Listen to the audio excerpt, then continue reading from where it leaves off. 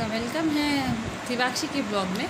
और आज फिर मैं एक नई जानकारी लेके आई हूँ बेबी से रिलेटेड, जो कि मेरी बेबीज़ को भी कह लीजिए फेस करना पड़ा। वैसे नहीं, बिल्कुल भी फेस ये प्रॉब्लम से मेरी बेबी बिल्कुल भी नहीं अभी तक गुजरी है, टचवुड। बट फिर भी मैंने सोचा इस टॉपिक पे भी वीडियो बनाना ज़रूरी है, तो मैंने सोचा आपको बता दूँ, आपको इसके बारे में भी जानकारी दे दूँ।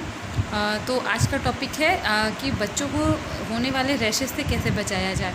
तो बच्चों को जो भी बेबीज़ होते हैं उनको जो रैशेस होते हैं, पहले तो हमें उसका रीज़न जानना चाहिए कि वो किस वजह से होते हैं। सबसे इम्पॉर्टेंट है, अगर वो रीज़न ही नहीं होगा तो प्रॉब्लम ही नहीं होगी। तो हमें सबसे पहले फोकस रीज़न पे करना है और देन उसके सल्यूशन पे।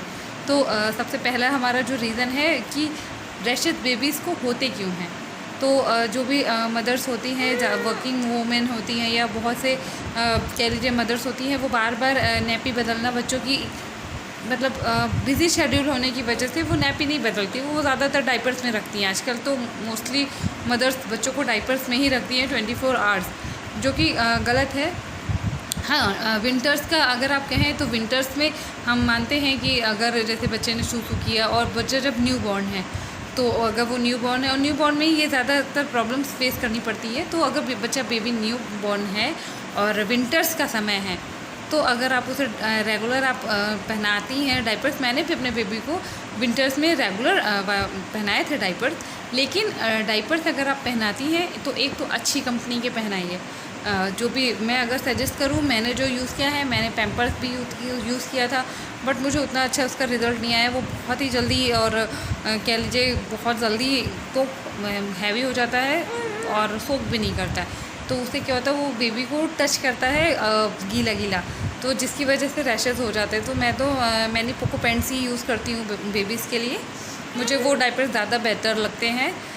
तो आप भी चाहे तो आप भी ले सकते हैं वो जो मैंने सजेस्ट किया है। तो बाकी और मैं बताना ये चाहूँगी, अगर आप डायपर्स पहनाएँ बेबीज़ को तो कितनी देर तक के लिए पहना सकते हो, उसके बाद आपको चेंज करना बहुत ही ज़रूरी होता है।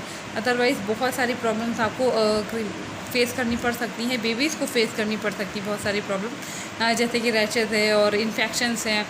तो डाइपर्स मेरे अकॉर्डिंग, अगर आपका बेबी बहुत ज़्यादा सूसू नहीं कर रहा है, बहुत ज़्यादा सूसू, वैसे सभी बेबी सेम ही में भी शायद होता है सभी का जो भी है, तो मैक्सिमम टू मैक्सिमम 3 आवर्स के बाद आपको डाइपर्स चेंज कर देना चाहिए बेबी का। Maximum to maximum 3 hour. अगर आप 3 आवर्स के बाद चेंज नहीं करते तो उसका जो गीलापन होता है वो बच्चे को कहीं ना कहीं इरिटेट करता है, जिसकी वजह से बच्चे को रैशेज़ होते हैं और इन्फेक्शंस होने का भी डर होता है। तो आप ये कभी भी बिल्कुल इग्नोर ना करें।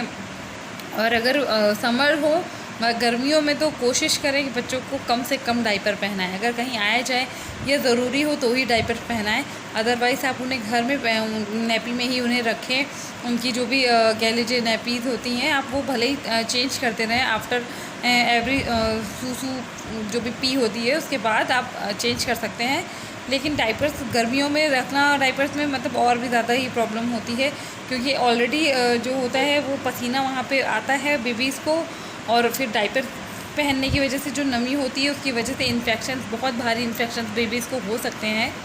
तो प्लीज़ मेरी रिक्वेस्ट है और मेरा कह लीजिए यही सल्यूशन भी है आपके लिए कि आप अपने बेबीज़ को अगर चाहते हैं रैशेज़ से बचाना, तो उसे अगर आप डाइपर पहनाना मजबूरी है तो एवरी 3 आवर्स के बाद आप डाइपर्स चेंज कर दें।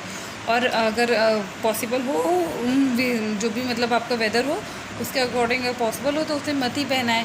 उसे थोड़ा सा कह लीजिए, कहते हैं ना, ओपन एयर भी मिलनी चाहिए, और नैपीज़ रहें, थोड़ा लूज़ कपड़े पहनाएं जो भी पहना। और हाँ, एक सबसे इम्पॉर्टेंट चीज़ मैं आपको जो बताना चाह रही थी, कि मैंने सोचा था कि ये चीज़ आपको बताऊंगी, कि जो भी डाइपर्स पहना है वो कभी भी एकदम फिटिंग के मत पहना है।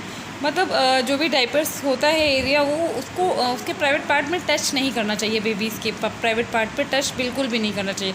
तो हमेशा अगर आपके बेबीज़ को कह लीजिए मीडियम होता है तो स्मॉल होता है तो मीडियम पहनाइए, और मीडियम होता है तो स्लार्ज पहनाइए, या फिर थोड़ा सा लूज़ करके पहनाइए कि उसे टच ना करें।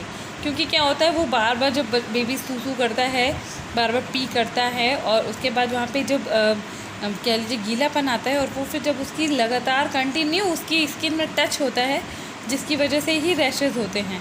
तो यही मेरा सल्यूशन था आपके लिए, जो मैंने अपने कह लीजिए पूरी अभी तक मेरे बेबी 1 ईयर की होने वाली है 9 अक्टूबर को, 9 अगस्त को। तो जो भी मेरी जर्नी थी, जो मेरा एक्सपीरियंस है वो मैंने आपसे शेयर किया। और मैं सच बता रही हूँ, टचवुड मेरी बेबी को एक भी रैशेस नहीं हुआ, जबकि मैंने उसे पूरी विंटर्स, मैंने मेरी कई सारे फ्रेंड्स के बेबीज़ हुए थे और ये प्रॉब्लम मैंने कॉमन सुनी कि उनके बेबी को रैशेस हो गए, उनके बेबी को रैशेस हो गए, और वो पूरा टाइम डायपर्स पहनाते थे। लेकिन मैंने भी पूरा टाइम डायपर पहनाया अपने बेबीज़ को विंटर्स में। लेकिन कह लीजिए जो भी है बहुत ही केयरफुली करा है, जिसकी वजह से एकदम एक बार भी मेरे बेबी को रैशेस नहीं हुए हैं अभी तक। तो मेरी बस यही सल्यूशन है आपके लिए, आप भी ऐसे ही करें। आप बिल्कुल देखिएगा, आपका बेबी को कभी भी रैशेस नहीं होंगे, कभी भी। कोई क्रीम, कोई पाउडर कुछ लगाने की ज़रूरत नहीं है। आप उसका रीज़न ही मत बनने दीजिए ना। रैशेस जिस रीज़न से होते हैं आप वो रीज़न ही मत बनने दीजिए। जब रीज़न ही नहीं होगा तो प्रॉब्लम ही नहीं होगी, और जब प्रॉब्लम नहीं होगा तो सल्यूशन की ज़रूरत ही नहीं पड़ेगी। तो थैंक यू सो मच आज का मेरे ये ब्लॉग के लिए। और अगर ये मेरा कह लीजिए वीडियो आपको इन्फॉर्मेशनल लगा हो, यूज़फुल लगा हो, आपके लिए हेल्पफुल हो, तो प्लीज़ मेरे वीडियोस को सब्सक्राइब, मेरे वीडियोस को लाइक ज़रूर कीजिएगा। और कोई सजेशन हो तो प्लीज़ कमेंट्स कीजिएगा। अगर कोई और आपकी प्रॉब्लम हो जिस पे आप मुझसे सल्यूशन चाहती हो या कोई सजेशन चाहती हो, तो प्लीज़ कमेंट करके आप मुझे बता सकती हैं। और अगर आप पहली बार मेरा वीडियो देख रही हैं तो प्लीज़ मेरे चैनल को सब्सक्राइब ज़रूर करें। ऐसे ही हेल्पफुल और बहुत ही अच्छे वीडियोज़ मैं आपके लिए आगे भी लाती रहूँगी, जो कि आपके लिए डेफिनेटली आपके लिए बहुत ही यूज़फुल और बहुत ही ज़्यादा कह लीजिए कि हेल्पफुल रहने वाले हैं। तो थैंक यू सो मच।